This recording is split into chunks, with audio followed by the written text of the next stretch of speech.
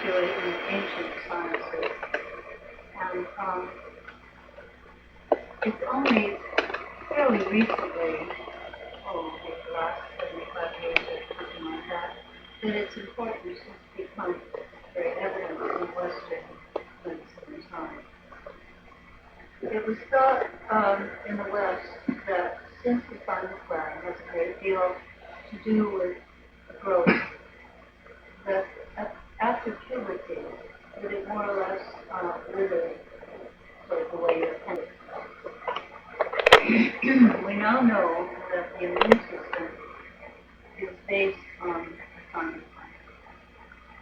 People born without a thymus gland are susceptible to any and every pathogen infection.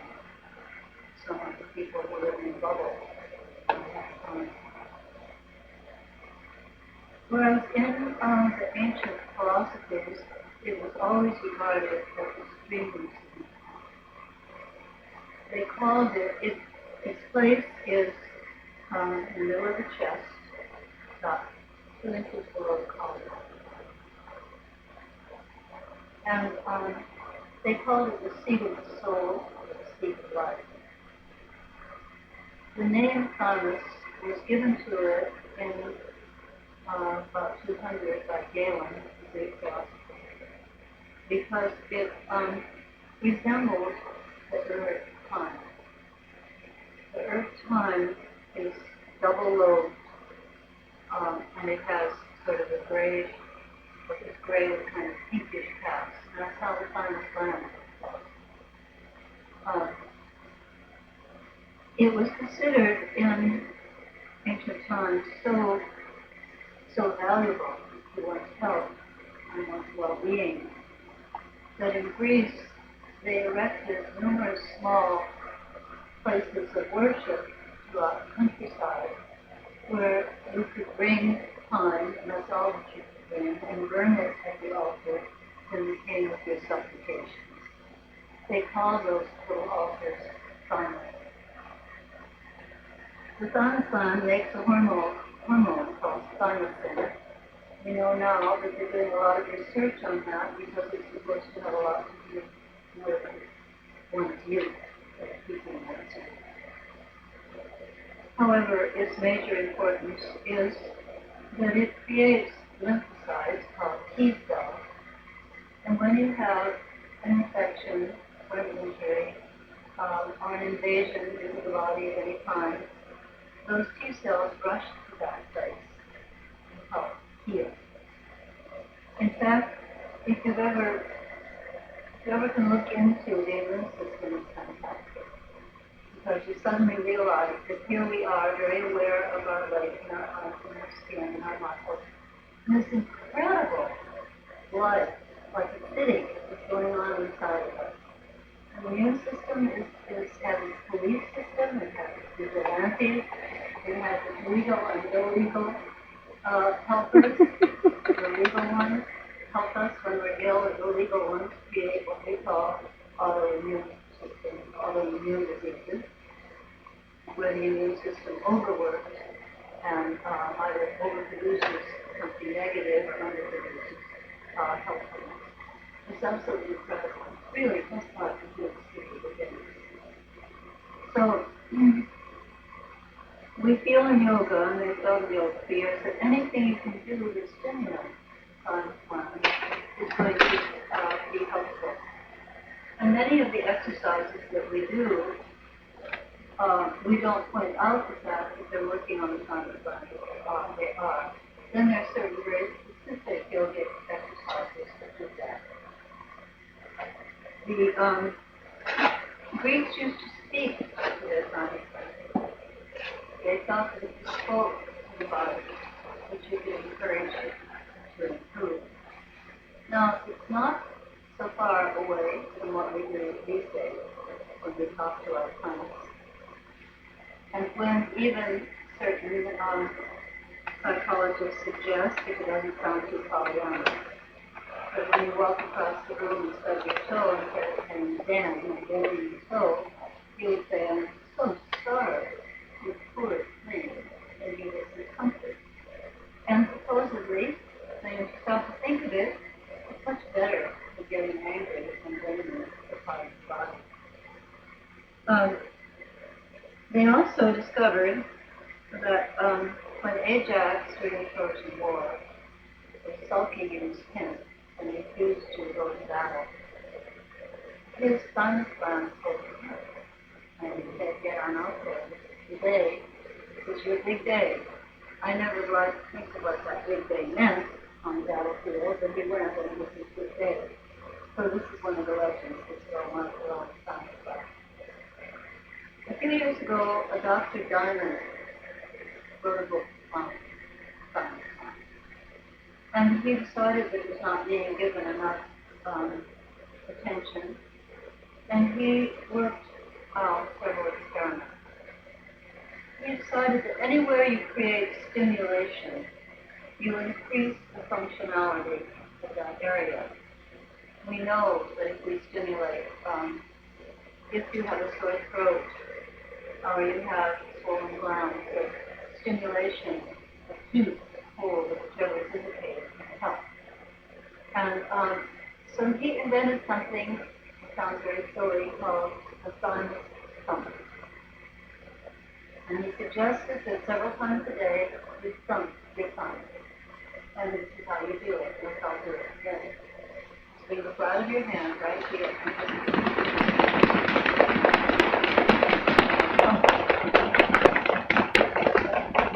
Big stimulation there. Now it's best done on bare skin and best of all done underwater. I do it in the shower. Everybody in the house knows when I'm in the shower. And also, I felt, it sounds a little bit on the legendary side, maybe rather than the scientific side. But since he was a doctor, I'm supposed to think to be scientific. And I've decided that even if it isn't true, if I think it's true, it's going to help me. I'm going to feel better if I do it than if I don't. Now, one other thing that he did do some double-blind studies with is something called the thymus button. Now, thymus button, if you bring your tongue up at the middle of the mouth, behind the top teeth, and press, there's a ridge there, a hard dentine. And that is called the thymus button. It's an energizer. He had two tennis teams did experiments with him. And those who between volleys pressed their thymus button had more energy at the end of matches than those who did not. And I once had almost the whole team of the Los Gatos boys tennis team in the class. And they swore by the thymus button. Also, I then later found an article on a young woman, a runner in the Olympics, who came in, I think, 73rd, whatever year that was.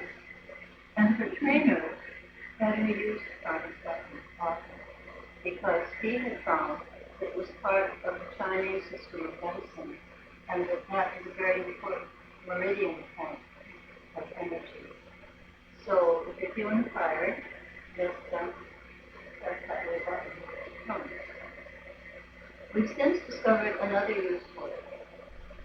It seems that this young runner also gritted her teeth and clenched her teeth when she was tense, which takes a lot of energy and can create a problem called tearing the jaw, gives great problems, and then it's actually splintering and all kinds of things. We found that if you have the tongue in the position of the thymus button, you can't clench your teeth. Many people grit their teeth, grind their teeth, and sleep. And they now teach these people to hold the tongue out of the position where that's possible and help them into this position. They recently have found, as weird as this sounds, that it helps the others. So suddenly this portable gland that we get to see that it has many ramifications. Okay, that's the end of the into the evening. And if you again come and lie down, please, and turn on your right side. Right arm over the head. Here on the upper arm. And move into the heels.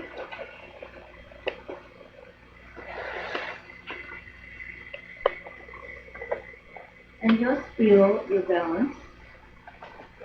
Feel as though you're on a balance beam.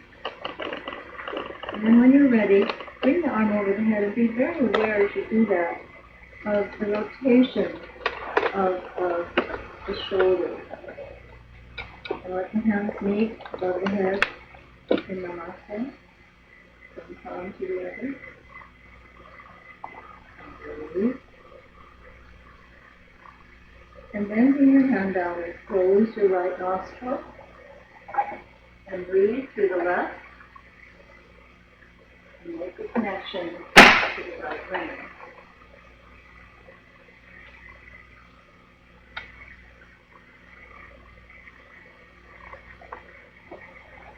Taking the time also to bring the body and the mind into alignment.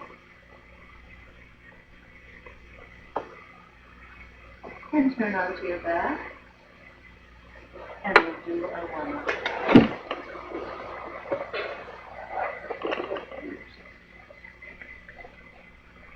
Bring your hands to the top of the head. Fingertips just under the top of the head, and exhale as you take the head up and elongate the neck. Reach out with the elbows, elbows are parallel, of the arms are vertical, so horizontal. Turn the buttocks and your abdominals. Feel that reflex in the abdomen whenever the head is lifted. Slowly bring the head down. And open out with the elbows on the floor so that you open the chest, open the heart center, open the space between the shoulders. Drop the elbows on either side of the chest. Make this. Inhale and arch the upper back slightly. Exhale. And bring the small of the back into the mat, pushing away with the elbows. And turn the buttocks and the abdominal. And then release the contraction, release the fist, and bring the thumb onto the hip bones, fingers under the buttocks, move the buttocks toward the heels, and lengthen the spine. Not losing the length of the neck, not losing the chin in, not losing the small of the back into the mouth. Bring the hands down by the side on an exhale. Bring the knees into the chest. Push out to the tailbone. Neck is long. Release. And under the knees first, so that they come way up, thighs way up under the chest. Bring the hands below the kneecap and drop to the left, and to the right, and to the left, and to the right. Bring the hands down, and very slowly elevate the legs. Very slowly, pushing up a little bit, pushing up, and as you bring the knees back closer to the body, feel the tailbone extend, and stretching up, and finally taking it straight up. And anchor the tailbone into the floor as the legs float up. Try to release some of the pressure on the back of the legs, particularly the hamstrings, behind the thigh, by turning the front of the legs, opening behind the kneecap. Slide the hands, back of the palms toward each other through the legs, and open the legs out. Both last week, it's not the range, it's the quality, evenly. The legs evenly separated from the midline of the body. If they feel too heavy for you, you can have the hands still under the thighs, Otherwise, bring the hands close to the groin, massage, working on those adductor muscles, trying to loosen them. If they tighten it so often, can cause a referral of tightness into the spine. And point the toes and flex the heel. And point the toes and flex the heel. Point and flex and rotate the feet. Clockwise and counterclockwise. Bring the hands behind the side, pull the legs together, left hand, and drop the left leg down. And pick up the right foot in your left hand and drop the knee. Now, you have your roll tonight. If your knee is very far from the floor, just find out how it feels to put that blanket under the thigh and keep the balance of the pelvis so it stays in alignment. And stretch the arms over the head. Now sleep with your tree pose. Now you see tree pose lying down. Arms through. Chin in.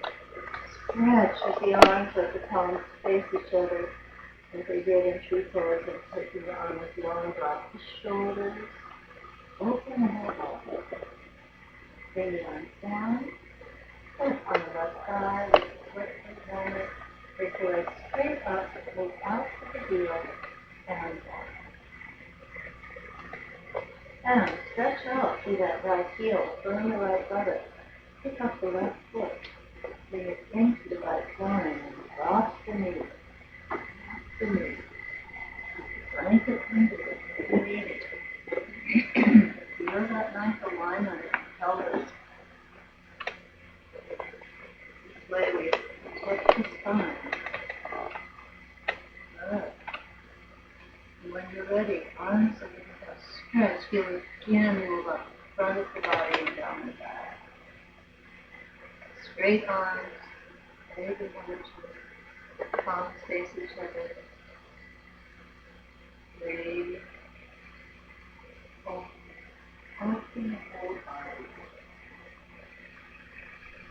And very slowly come down. Arms down, foot comes up, and up and down. Bring your hands behind the head at the base of the skull. Very big. So the medulla oblongata is, which is our old friend. And bring the knee up into the chest. Push out to the pelvis. And on an exhalation, bring the head and the shoulders up and reach for the knees, the elbows. Hold in if you can, but come as close as you can out of that. And breathe. And now take the right foot straight up and out and stretch it out until it's about 4 inches from the floor. Straight out. Become aware of your abdominals.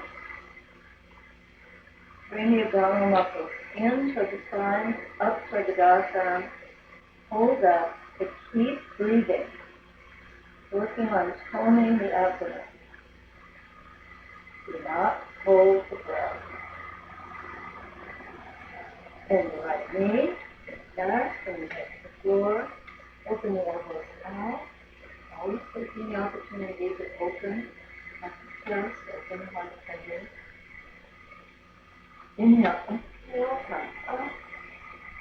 And this time, left leg up and up and stretch. And push out through the heel. And keep the bent leg in alignment. Don't let it go askew. Bring the elbows up as close as you can. And breathe. Feel for the breath we're holding that leg off the mat. And bring the knee down into the chest. And cross the knees in front and rock. Rock from side to side. One side to the other.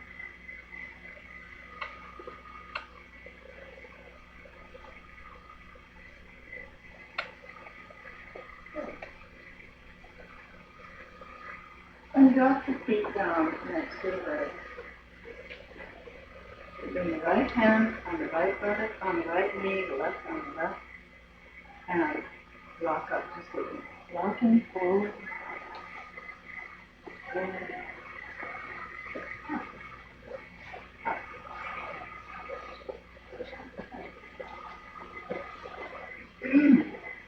Alright. We're going to do 2 forms of rocking. And they are both wonderful for they bring energy to the body to really wake up the spine and liven it and up back your tongue. You come to the front of your mat. Don't want to rock back off the mat. And you're going to cross the feet and bring the hands and hold the toes like this. Then you bring the knees into the chest and make the body as compact as you can. And round the back and bring the chin in so that you're protecting the neck. And then just watch for a moment. You're going to inhale and exhale.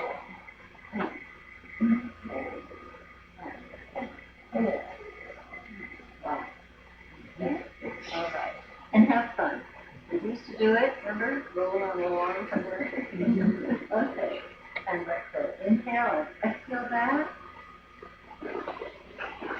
Inhale forward and exhale back. Keep the chin in so you're protecting the neck. And massage the spine. Up. And rocking. Down. Up. Good. And come up to floor. Good. Okay. Whole body wake up. Keeping the circulation as you get over. Now, there are times when we find that we want to rock, but we're very tired, or something isn't working right, and we have problems. Not going back to coming forward. And there's a solution to that. Know that sort of wrap your toys, a pull like this, and give them a pull. Well, this is sort of what you do. You're going to cross the feet, hold the toes, and then when you get back onto the floor and want to come forward, you pull like this. And it just shoots you forward. You have to be careful, it shoots you right across the room. Okay, so let me show you. Inhale, exhale, and pull. And up your tongue. Okay? Let's do that. A little bit more vigorous. Okay. Inhale, exhale, back pull. And up. Good. And again. And up. Good. All right. Okay. Now the more gentle form of rocking is very conducive to sleep. If you have insomnia, to wake everybody else up, but then you can just rock together. And there's another form of rocking called flipping. Remember, all of these things are really working with the spine. You bring your hands under the knees, and I have to say something that I thought was what I say in every class now. That it's a very amazing feeling, particularly when you first start to teach, to realize that when you say something, everybody's going to do it. And to amazement, they do. And you have feeling somewhere in somebody that's not. But I have problems with this one exercise in having people follow my instructions. So really listen to them. You're going to clasp the hands. Clasp, underneath the knee. And when you rock forward and back, you're going to keep the hands under the knees, slide them to the ankles, and then you come back up under the knees. And the hands stay in contact with the legs.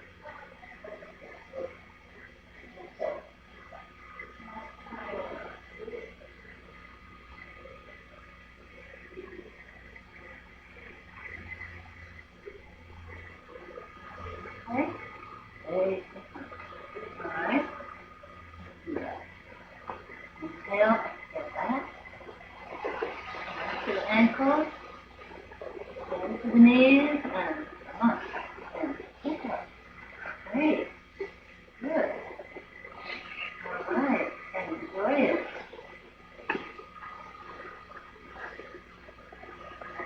Once more. Absolutely marvelous. Wonderful. Okay. All right. Now I'd like you to take your two ties and have them near you.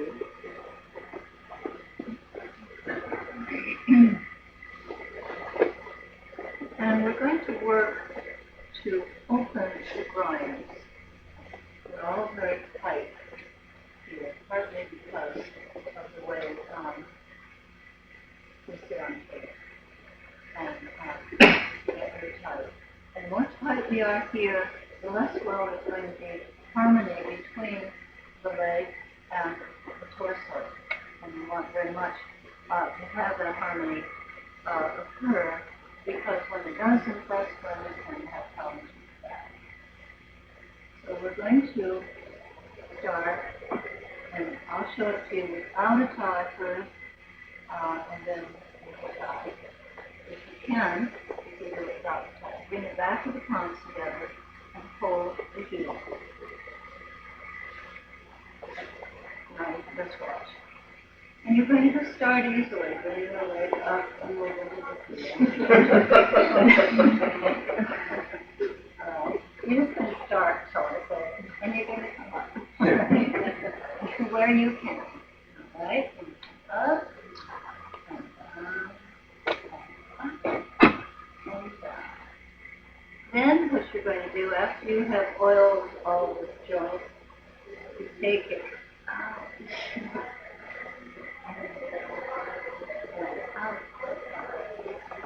Now, you may find that using your tie is what's going to help you, and using the tie at whatever length helps you. Okay? And remember, wherever you go, it's going to benefit your body as much as my body. This is the glory. So use your tie if you need it. Now, the important thing is to keep the spine up. We tend to squirm, and then we lose all the balance. So to sit forward on the front of your sitting bones and across the shoulders, widen across the shoulders, across the chest, and inhale, exhale, and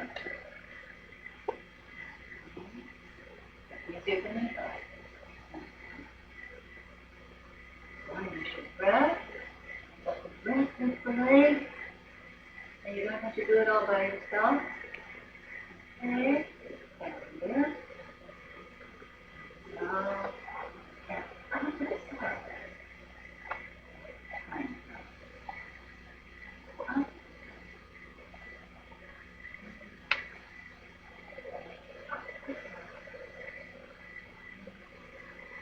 And one more time. And good. Opposite side. Remember that not to have the tie if possible at the inside when you are under the ball. And let's get the leg up and down.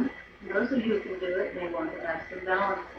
Take the foot off the floor and bring it back down.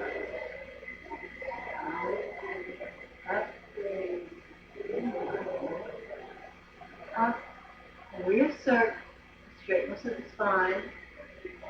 Up, down, and one more time, up, and down, and then out the side, down, out the side, and out, good,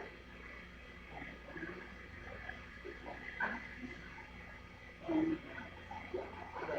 just for a moment to release any tension you may be creating, come forward and start.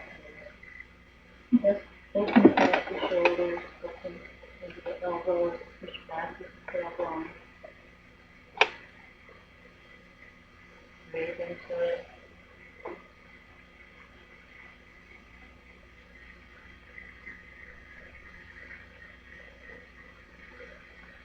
Exhale.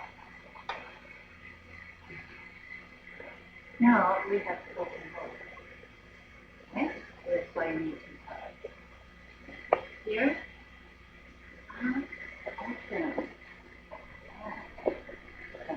Come to the front of your mat. I don't want you hitting your head. Back. And if you rock back, then you go to sit.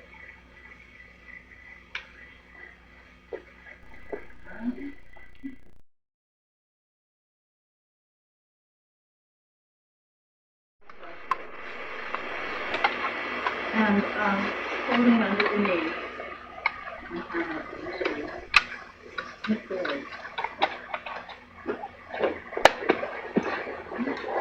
Bring your hands behind you, like this, and lift and push forward. Now, again, let me add, do not extend as far as you can. There are certain postures that bring out our competitiveness. You want to be opening wider than anybody else, wider than you ever have. You want to be not tight and tense, not stretched to your limit, but well within your edge. So, ego without limit. Okay? And lift the button and bring it to your right side.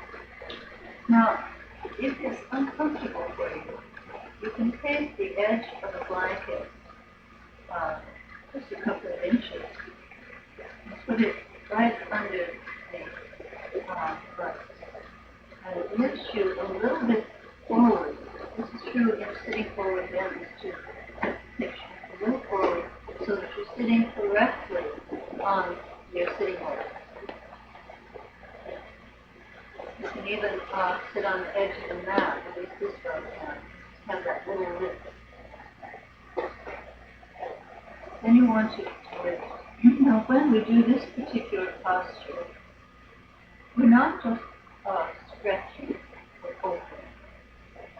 And when we open, we become vulnerable, and we have to think in terms of our strength, of our stability, and also the fact that when we open ourselves and are more vulnerable, we're dealing with the inner self. We're really going within, not just that external thing.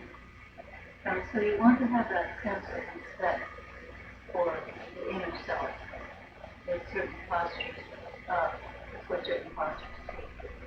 You want to feel so that the organs here delicately coiled when they have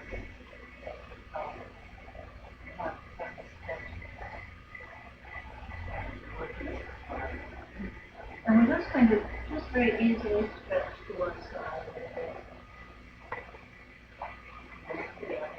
And be sure to keep your kneecaps straight up. Don't let the legs fold in or out. Just easily.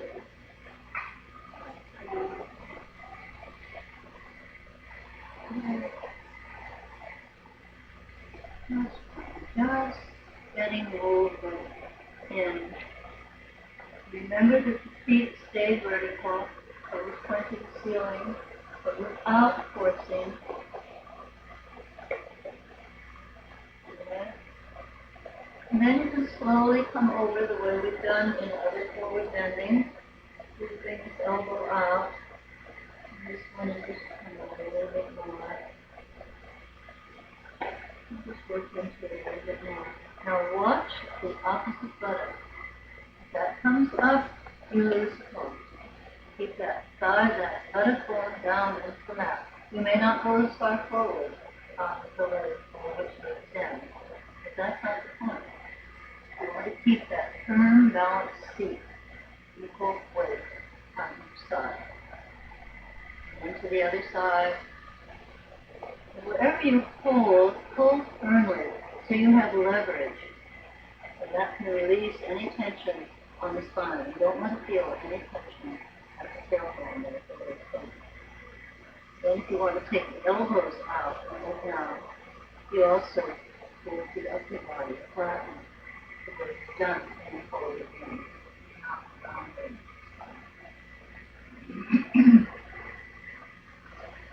Then if you can, without discomfort, so why don't you just find one spot that really feels like your full extension without strain, rolling over and you fold. Let the head extend out of the spine. Let the head and the neck be relaxed, not lifting the head up and drooping it down. One, coming to the inside.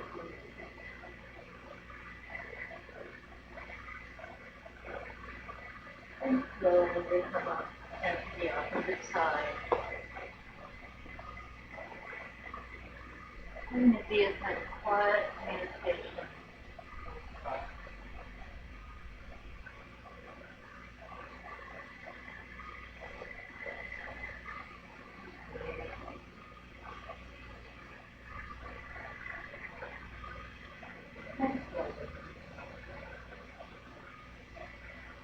And getting flushed out from under, you can bring one hand in front, one in back, so then you push it back. Then if you can, just coming forward with you. And when you do that, you must be lifting the upper body over the hip joint. That's good. Put your hands under the hip joint and sort of roll and open out, making space there. And coming forward. Just hold. Then if you can bring the hands to the floor in front, stretching around.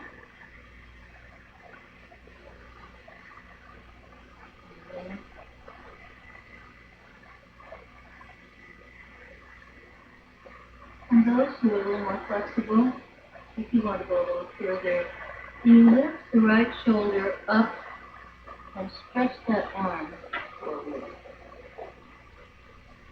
Left shoulder up and stretch. And come over.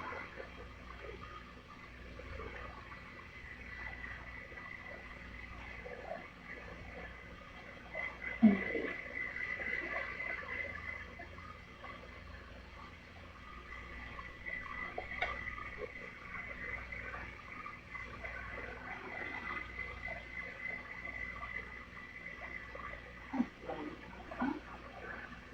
And to come out, bring the hands just above the knees. And bring the knees together. Shoot the legs.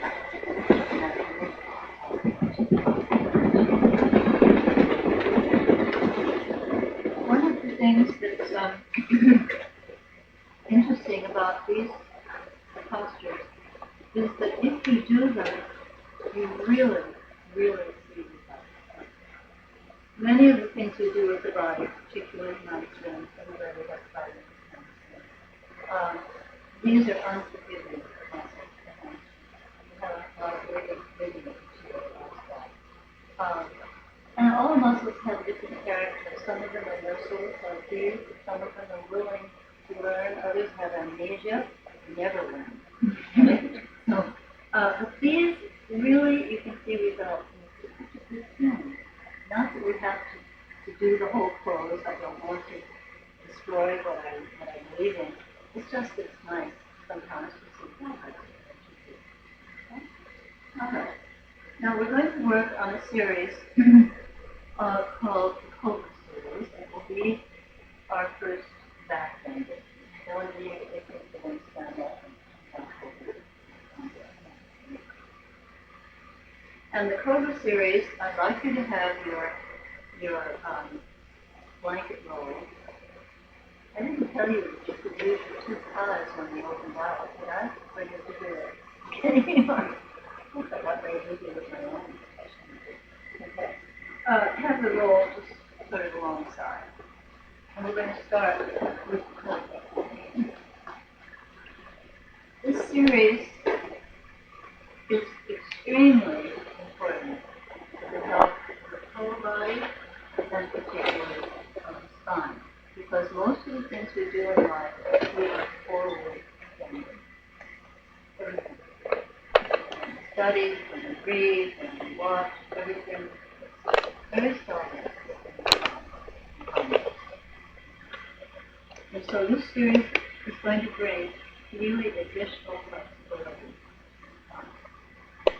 As it happens, also, these particular exercises work on all of the lower organs of the body. Not only are they working on the upper body of the spine, but they work on the organs. They work on the kidneys, they work on the bladder, they work, a couple of them are excellent, the male prostate, they work on all reproductive organs. They are sometimes very helpful for women in menstruation. So, and they bring energy and blood to this area. So the area has a sense of tone and well-being. They also help digestion. So, other than that, make it. So what we're going to do in the Cobra is do it in two phases. The first one is going to be, let me show you this way. Lift your hands this way. And come and do something. You may want to watch me if you're uncomfortable. And you bring the hands just about at shoulder level. Now, the legs are to be parenthetical, toeing in. If you pull out like this, you're going to create, if you do that, you'll feel tension immediately at the tailbone. You want to toe in. You keep the elbows, not in this one, but in most of the things, the elbows will be close to the body. And I want you to practice the other most important thing to do in this area. So just lie down comfortably for a moment. And we're going to take what we call a cat tuck and a dog tilt. Now you're going to tuck the tailbone under. That's a cat tuck. And you'll feel the pubic bone move into the mat. Now the dog tilt is to lift the tailbone up, and you feel the pubic bone leave the mat, and you feel the tail moving up. And then you keep cat tuck, tuck under. You lift the tailbone. Feel how you feel the front of the body moving to the mat. And then dog tilt, lifting. And you keep one more time. That's what you get, the difference between these two movements. Often we'll do postures that do one movement then the other. Then we will kind of move. Now for the low cobra, you bring your hands about shoulder level, palm facing, legs stretched very long behind you, lying in, and the head level with the floor. You'll have the head up. You either can have the chin on the mat initially, or just have the head extending out of the spine, eyes looking down. Inhale, exhale, tuck under it, and come up about to here. Tucking under it, hold in, moving out into the elbows, and then coming back. Okay? Sit up. In, exhale, up. Keeping the lower pelvis on the floor, move out into the elbows, widen across the upper back, tuck under. And down. That's good. Then the first thing we told you to do them in movement. Come up and up and tucking under each time. Rather than trying to hold too long in the first minute. And in this pose, you're not trying to lift very hard. You're deliberately not going to. And let's go up another time. And good. And turn the head to the side.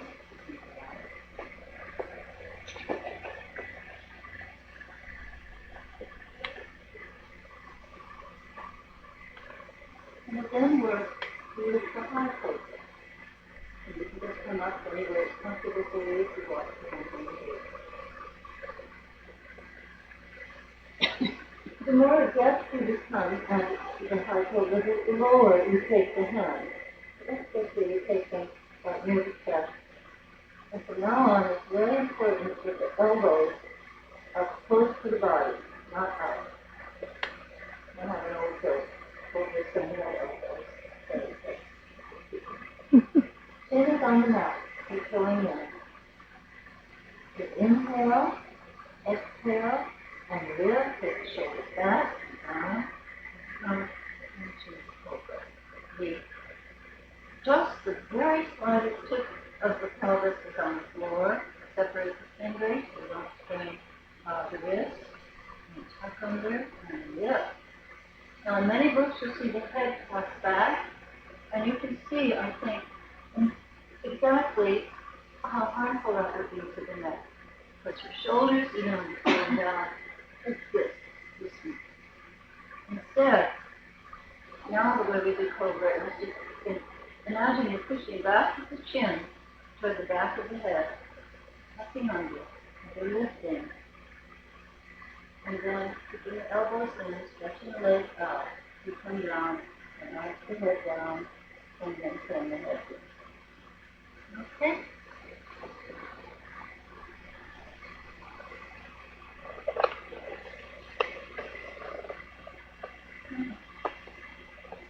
Long, stretch legs, face in, and just about at the top of the chest, separate the fingers, elbows close to the body. Head is again level. You have the chin on the floor, the lips on the floor. And inhale and exhale. And slowly come up. Take the shoulders up and back and down. And lift.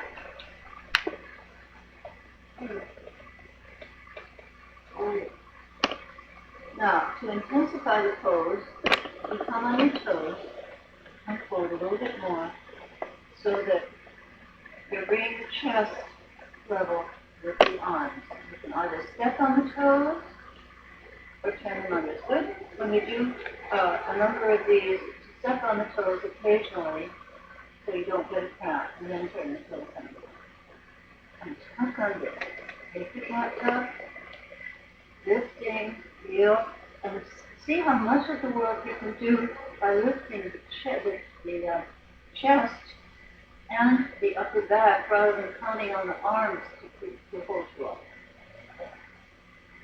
And it's nice to come out, take the tailbone to the ceiling, and stretch back into a nice long back extension.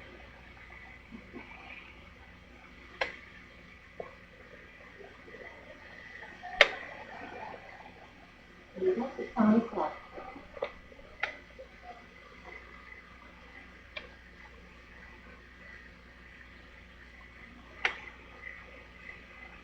And slowly.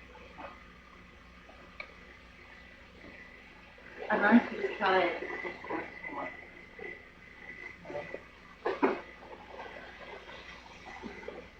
Elbows close to the body. Before you do anything, tuck the tailbone under. Head is emerging nicely, evenly out of the spine. When you come up, you take the shoulders up and back and down, and lift. Separate the fingers. Good. Very lowest part of the pelvis and stay on the floor. Now, if you want, bring the chest a little further so the shoulders are right in line with the wrists, then step on the toes, slide forward a little bit. Good, and breathe, and hold.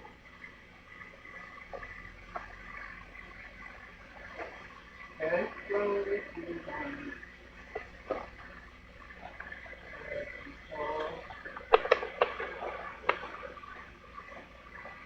And turn the head to the side. Now, these postures that we're doing all have symbolic meanings. The cobra, or the serpent, is the evil reptile in the West, having to do with Garden of Eden. In other cultures, the serpent, cobra, stands for wisdom. And the reason is because serpents, snakes don't have an eyelid. The eyes are always open. Therefore, they're completely, totally, always observant.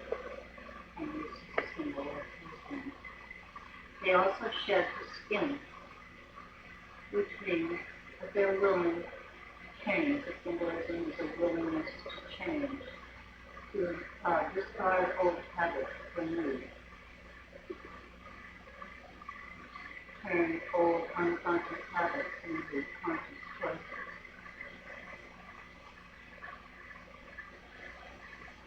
Okay, and slowly come up. Now let me show you the next posture, the locust. Locust has symbolism also. You know that when the locust moves across the field, that it shears it. The idea is that when we do the locust, or think in terms of the locust, that we are clearing from the body all of the negativity, and that we are, as they say, getting rid of the dross and uncovering the gold. But the locust has also a secret. You have to remember the thing. We'll start without using the roll and have it near you, and I'll show you the first thing you do. We'll put that forward. So turn it on the mat, arms up, on the right side, hands up. Once again, you're pulling in. And initially, all you're going to do is just inhale into the counted 5, getting one leg up, and do the other leg up. And the hip stays down. You're not trying the height, you're taking away toward the back of the room. Okay, 1, 2, 3, 4, 5, and hold, 2, 3, 4, 5, and down, 2, 3, 4, 5. Using that measured lift, hold, and out, rather than taking it as up and down. Okay? All right. Your stomach. Eyes behind you, palms up. Stretch the legs long. Hidden toes. And let's take the right leg up slowly, keeping the hips down. 2, 3, 4, 5, and hold. 2, 3, 4, 5, and down. 2, 3, 4, 5. Other leg. Inhale and exhale it up. 2, 3, 4, 5, and hold. 2, 3, 4, 5, and down. 2, 3, 4, 5. Learning to lift the legs back, stretching back rather than forcing upward. Okay? Now we're going to lift both legs, and if you come up and get your roll, keep the sausage together.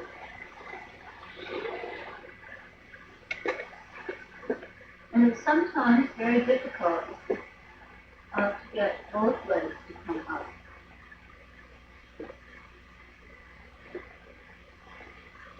So we give ourselves some help.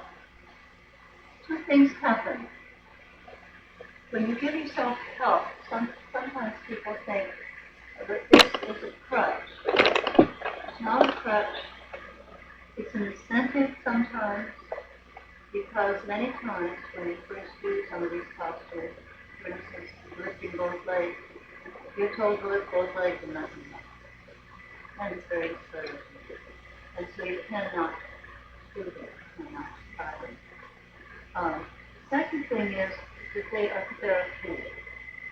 If you work, you have trouble lifting the legs, and you work with the blanket over a period of time, you won't need the blanket.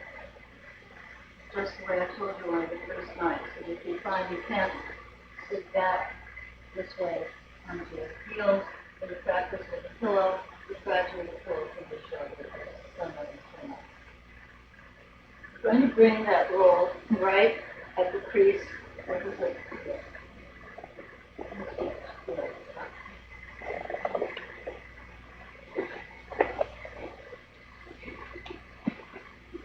The upper body is going to stay down, chin on the mat, don't forward. That is more comfortable for you. And arms behind, palms up. On exhalation, you lift, tucking the tailbone under, and lift the leg.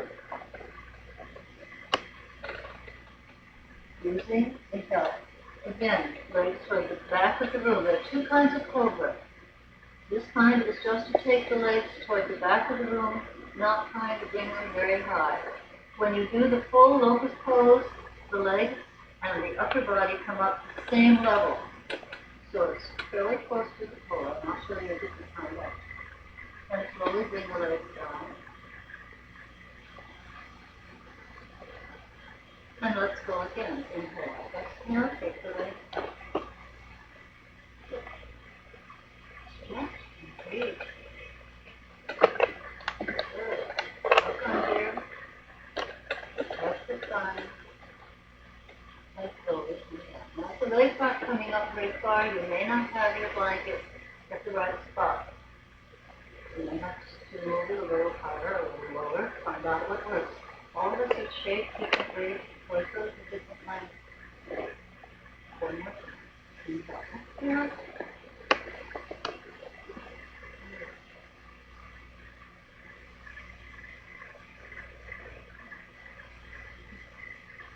Good.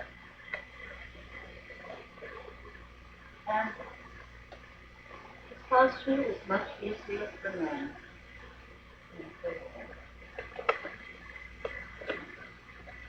It depends on strength, great deal, rather than flexibility. So it tends to be more time.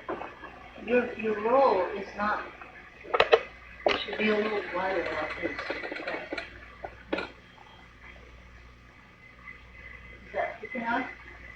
This may be a better one up here.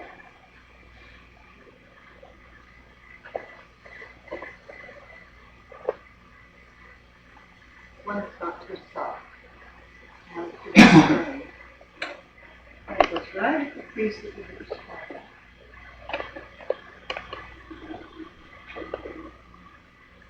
Inhale, exhale, and lift.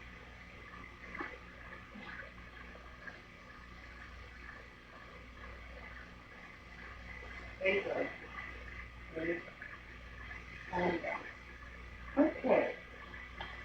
Now you can, for a moment, push your roll aside, but don't lose its roll, and just move back into a long back extension and up towards the child. You're using muscles you're not used to using. Therefore, it's one of the few times when tomorrow you may feel those muscles. It shouldn't last more than a day, if that long.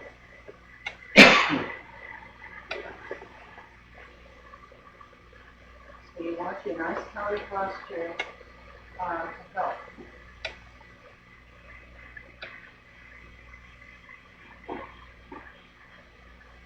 Okay, now we're going to lift the upper body. We vary. Many people can lift the upper body better than the lower body and vice versa. The upper body is harder for me. And this is really trial and error. You have to find where should this be to help, really help you lift the body. Now, whenever you are working with the pose where you're going to lift the upper body, you need to do one thing first.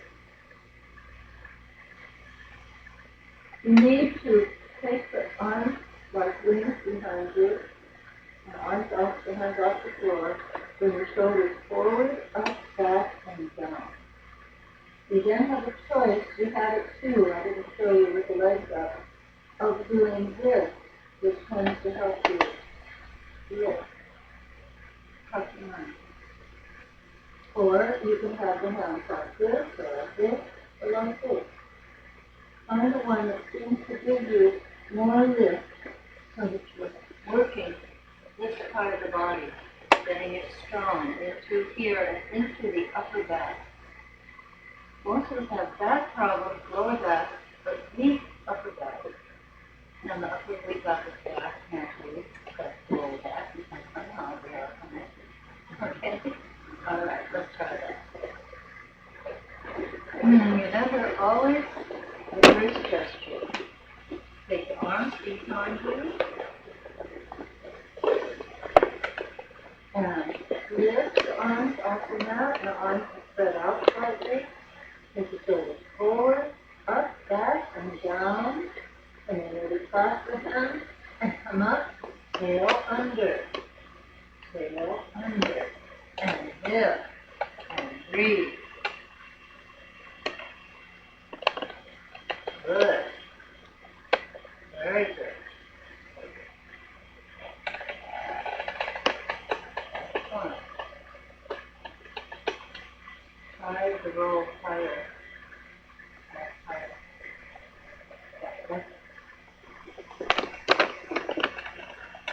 And slowly.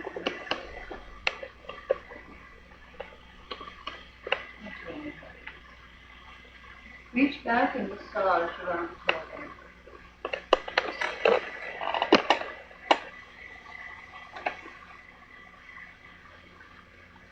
Now we're going to lift the upper body and the lower body at the same time. And you can use the roll where you think you need it the most, or you can dispense with it, see what happens if you don't use it. And play with it.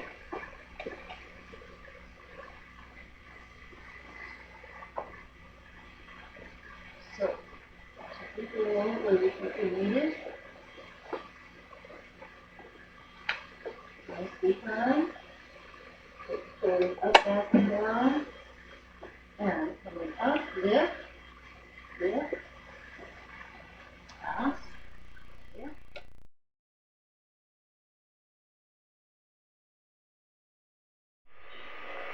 Nice, breathe. It's a little hard to breathe when you're lying on your breath, but you can.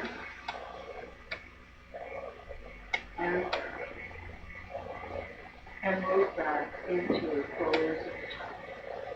And massage.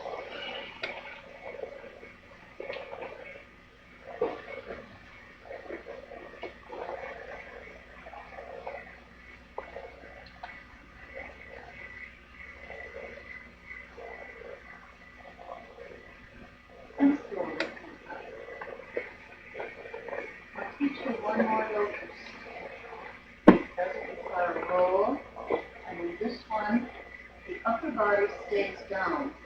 Only the legs come up. And this can be very dramatic with yoga adults. I've never seen a woman who can do it the way I can. This one, you're going to make this. You make this with your thumb to the thigh, and you turn it so the thumb part goes downward. And you bring your foot under the top of the thigh, and then your elbows close together. You squeeze on that, gaze on that.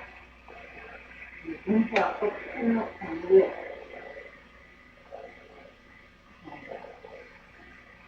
Other version. Back of the palm on the floor, and the legs, the thighs resting in the palm, and push up. And tucking the tail over. Okay? All right.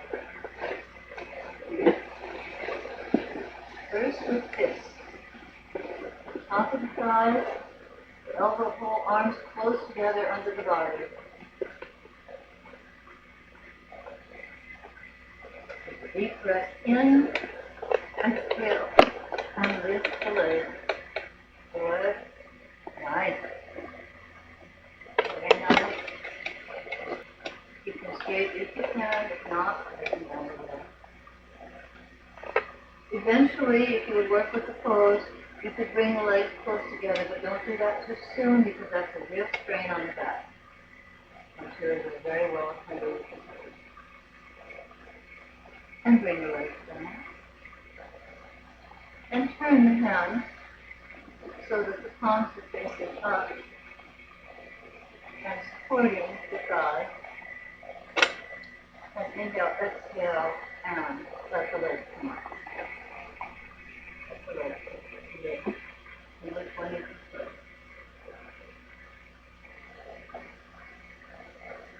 And breathe. And slowly come up. And the head to the side.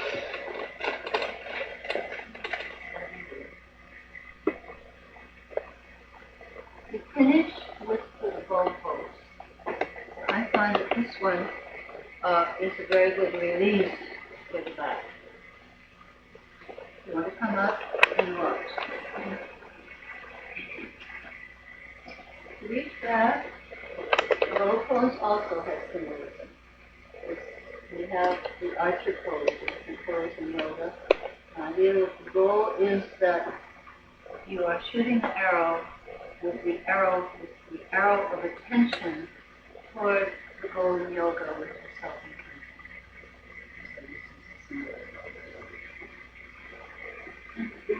Now, initially, I want you to do it with the legs open. Later, you could do it this way, but not the two. And you pull the ankle. And inhale.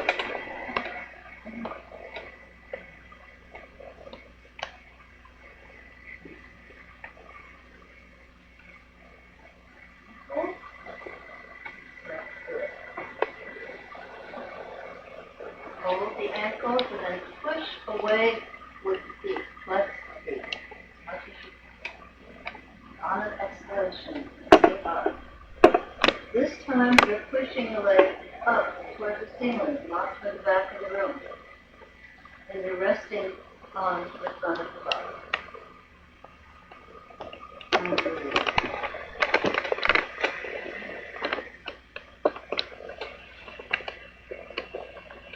Nice. And very slowly let yourself down. And move back into top.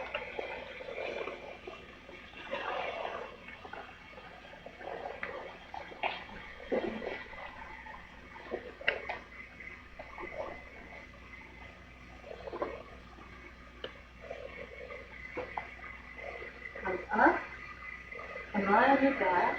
And just for a moment, at time, move into what we call a restorative pose. You don't want the blanket too thick, but bring it anywhere under the spine where you feel with the back of the jaw. And then here, and then here, anywhere with the spine. It truly releases.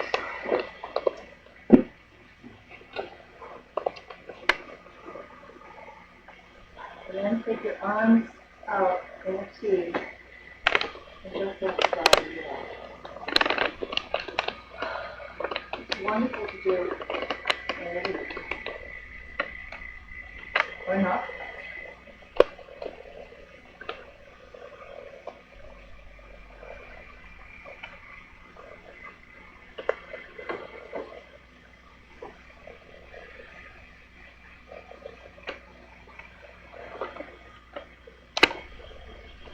Staying on your back, you move the blanket. I can't wait to stay alive. And we're going to do a series of twisting. It's very good to do twists after you've done back bending of any form. A series called the crocodile. You're going to bring the right foot onto the left knee, and the arms out in the T with the palms turned up, and then just drop that right knee over to the left and turn the head to the right,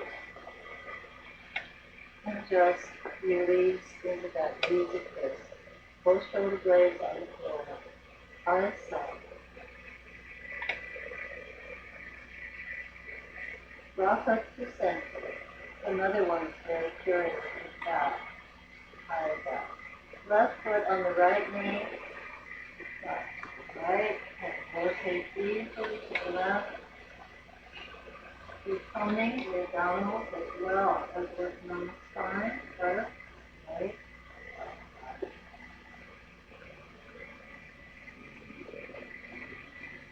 And drop that.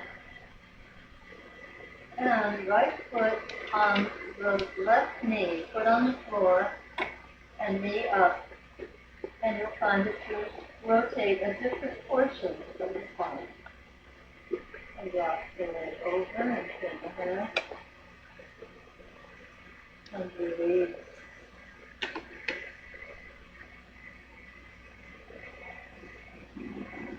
slowly come up, drop the right foot, left foot on the right hip, knees to the right, out over the left hand, breathe, hold the right hand back.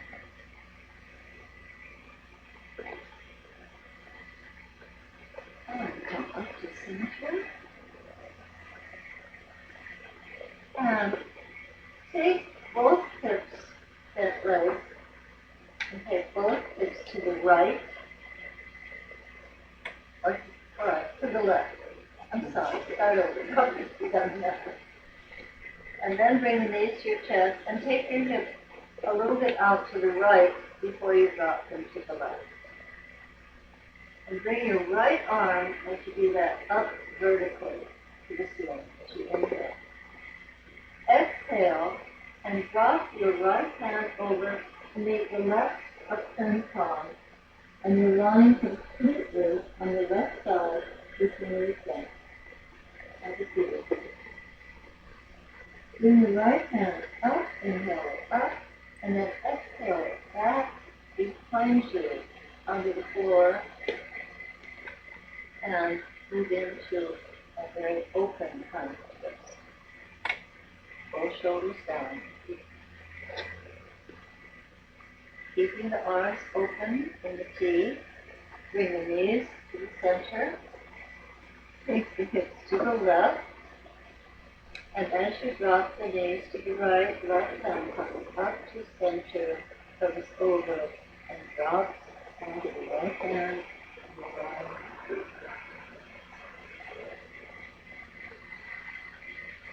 Slowly bring the left arm up.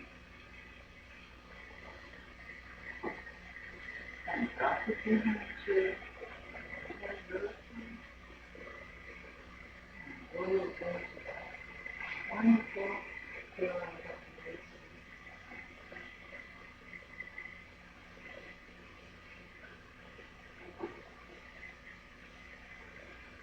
Bring the knees back to center, knees into the chest, hold the knees and drop a little bit.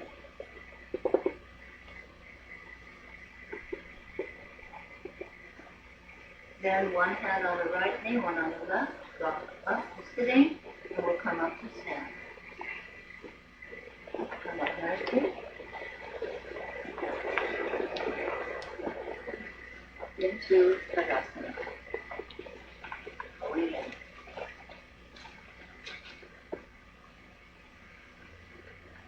in. Always stretching the toes out, opening toes, widening. Feel the center of the heel and floor.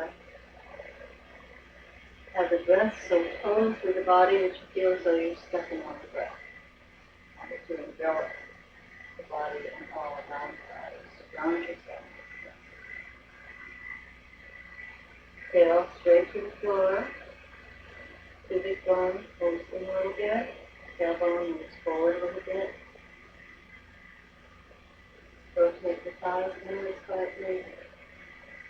And you feel the buttocks pulling the tail very softly. Be firm. Feel firmness in the hara at the base of the torso. Cranial muscles pull in and up. Take the arms out to the side and let them drop and extend on the back of the arms in the fingertips. Shoulders come into place, head float, hands come into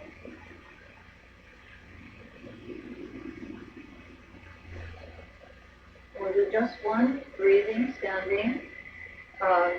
It's one that you haven't had before, and it fits in with our immune system tonight. It's called the cell energizing breath. You take the first two fingers of the right hand, and as you inhale, you tap, and as you hold the breath, you tap, and then you exhale through the mouth. Okay? Those two fingers of the right hand. Start to inhale and tap in. Again, we have the final sound.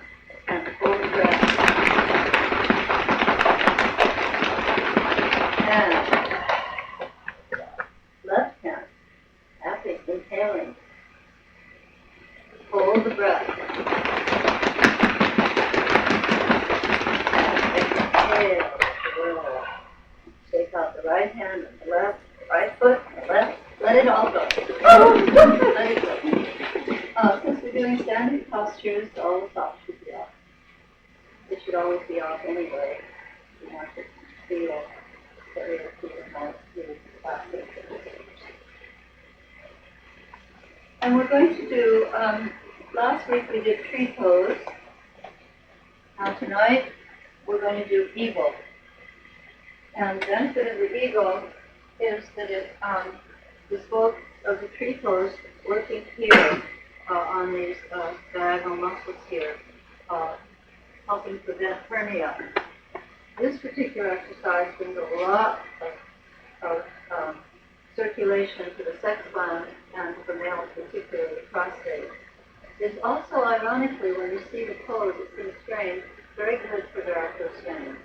Won't make them go away, but it can give it relief. Here we go into balancing, and by now you all know how to usually. But what we're going to do is just swing the arms, and open up, and right arm under the left. Eagle. And you bring the palms together, like an eagle shape, and you pull down so that you work on the shoulders, down toward the chest. You bend the left knee, remembering that the right hand went under the left, and the right leg goes over. Bend the left knee and wrap the foot around. Wall at 2. And keep that knee bent. Focus. Hold. Knee bent, standing knee bent. Don't have it straight. And not, you'll see sometimes it's done like this. So the knee forward. I prefer it where you just bend that leg and keep the body erect. And slowly come up. Feel the loveliness of balancing. Okay, and shake it out. And opposite side. Same. Open. This time left arm under the right. Up. Then the right knee. And wrap the left foot around. And hold. Hold it. Those sides usually a lot easier than the other. You have to figure out what you want. Breathe into it. Holding.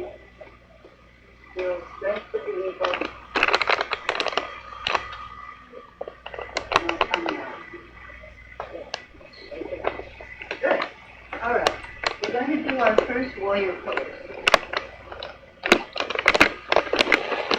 Sounds very unlike it. But the warrior is the warrior of the heart. It's the warrior who is so prepared he never has to fight. And he's prepared both for the good and the bad. He's prepared to help others. If he has an antagonist, he is able to waylay him and push him aside with the strength of his sense of strength. Prepared him so that the battle doesn't have to happen. And he is the server, the one who is open to serve all. You take the legs very wide. The right foot, a very firm 90-degree angle. The front heel intersects either the middle of the back foot for men. For women, this pose and another one next week usually works better if the heels are more in alignment because of the shape of the hips. Then the hips come forward, completely straight across. So your hips are facing me, or they're facing out of the wall, whatever color it is. Tuck the tailbone under, just slightly. And you lift the torso. Tadasana teaches us for everything. All right. Now we're going to lunge, but usually when you lunge, you take the whole body. We're going to just bend the knee and keep the torso right in the center. It does not move with the knee.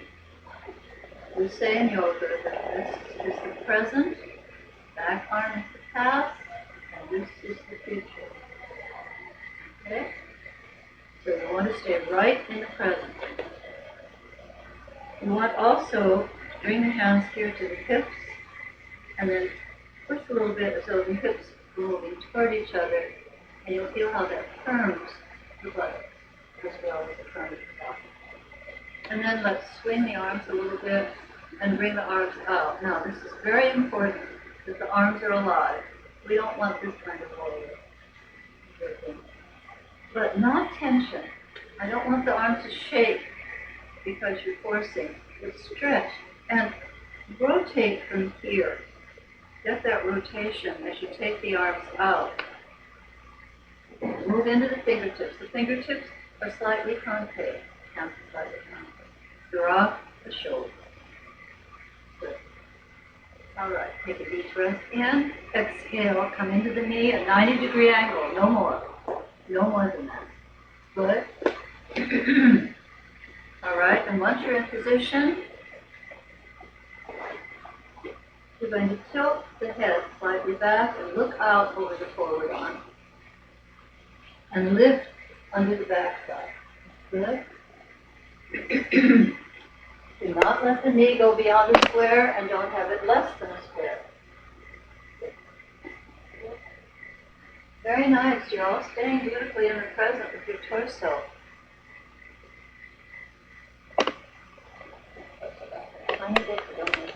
Be sure the knee does not rotate inward. Go straight forward or with a sense of pushing toward the back.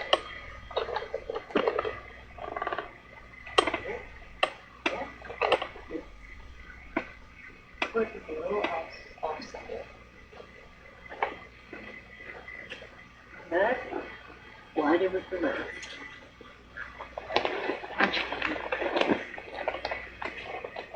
Be sure that back foot, that the toes are facing slightly to the front. And now bring your whole body to facing it. That's good. If the back arm is heavy, it means the past is heavy, so lift it. Okay? And then just tilt the head a little bit and look up over the forward hand. A beautiful pose. Come more into your square. If you want to intensify the pose, you move down. You don't move the knee forward, you descend into the pose. Lift under here. Good. Lift off the shoulders. Nice. Oh, you're all looking well. Very nice. I want you to take the knee back first. And I don't want you to move it. And I want you to look at the hammer. And then bring this towards back. Then look up. Very nice. Lift under here. When you go into it on the other side, have your heel just like the middle of the foot. Your back foot's too far forward. But just stay for now. Okay? Breathe. These postures are for endurance. You need to have fun.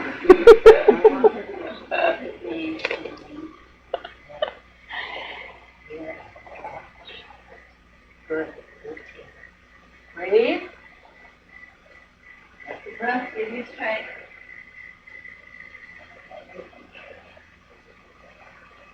Very nice.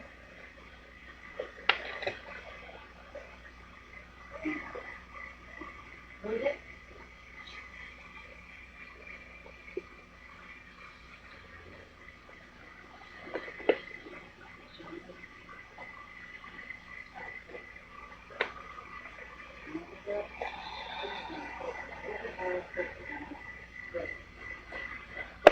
Nice.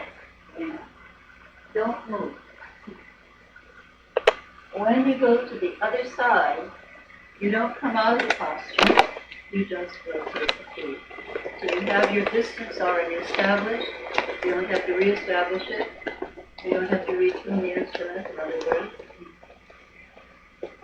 And use your breath. Now this time, when you go into the pose, instead of just moving into the knee, see if you can drop and yet not let everything go forward. Just drop. Okay? That's what you do. And a little bit more of the front would be much easier feeling on the back. Good.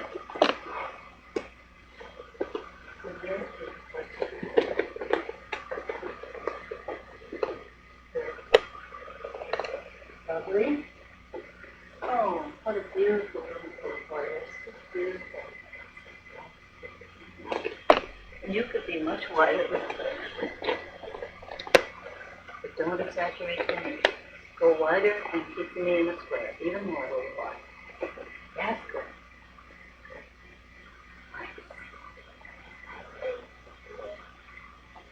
Right. Breathe. Building strength. Yoga is not just spaghetti. Right.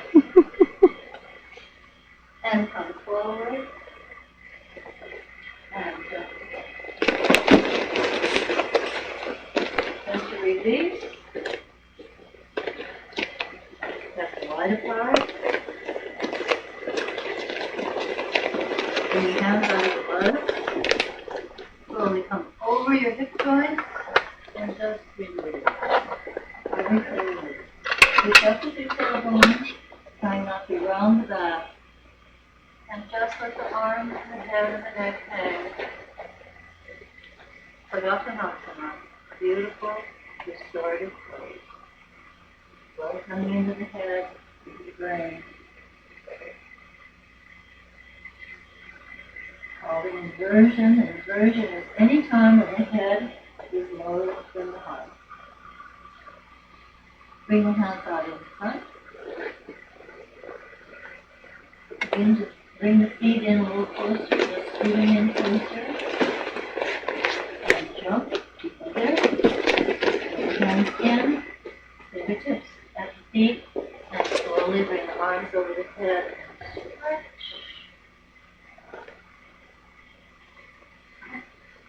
Down. Good. Shake it out and lie down. Good. Beautiful.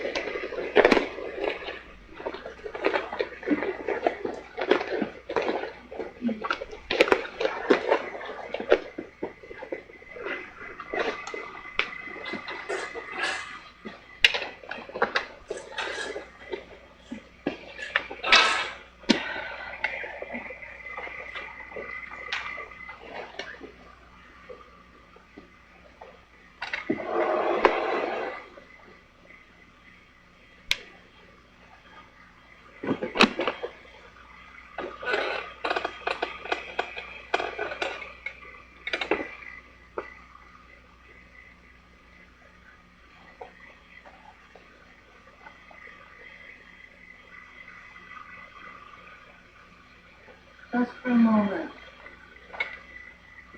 let all of the energies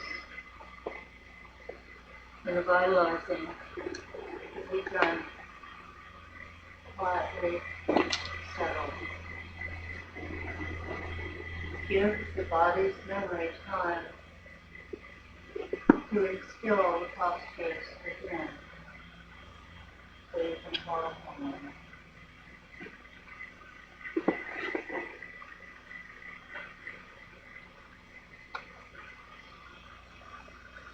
Then, just with the releasing breath,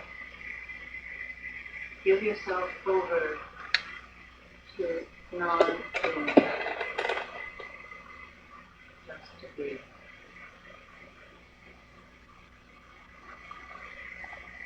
And enter into the embrace of the breath. Face inside, heart side.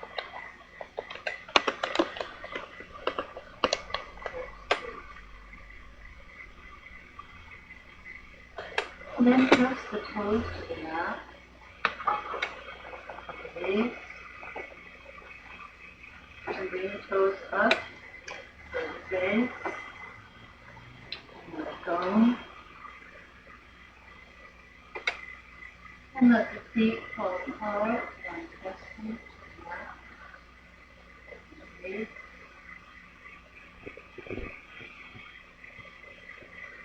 And press the ankles, calves, knees, sides, hips to the mat, and touch.